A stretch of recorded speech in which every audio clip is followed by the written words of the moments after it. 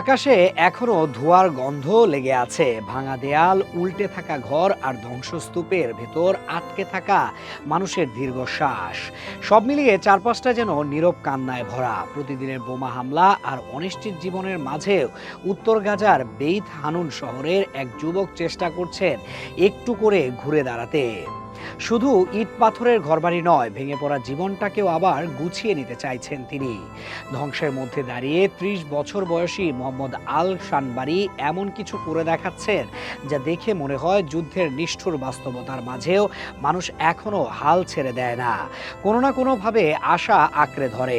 নিজের বাড়ির ভেতরেই তিনি এক ধরনের ব্যতিক্রমী ভারসাম্যের কৌশল চর্চা করছেন। বোতল, চেয়ার, এমনকি ভারী গ্যাস সিলিন্ডারও একটার উপর আরেকটা বসিয়ে নিখুঁতভাবে দাঁড় করিয়ে দিচ্ছেন, যেন চোখের সামনে পদার্থবিজ্ঞানের নিয়মগুলোকে অবাক করে দিচ্ছে।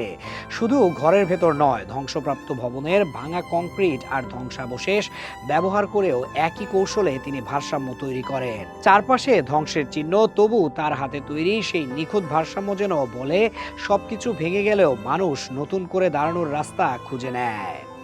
মোহাম্মদ জানান, এই প্রতিভার চর্চা শুরু হয়েছিল ২০১৮ সালে। তখন কাপ আর বক্সের মতো সাধারণ জিনিস দিয়েই তিনি চেষ্টা করতেন।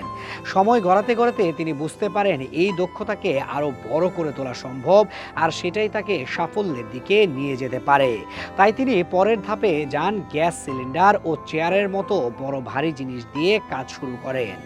২০১৯ সালে গাজার একটি প্রতিভা প্রদর্শনীতে তিনি প্রথম স্থানও অর্জন করেন। খেলাধুলা ঘেঁষা পরিবারে বড় হওয়া এই যুবক মূলত ইন্টারনেটে ভারসাম্য দেখানোর ভিডিও দেখে নিজেই শেখা শুরু করেছিলেন, আর নিয়মিত অনুশীলনই তাকে এনে দিয়েছে এই শৈল্পিক দক্ষতা।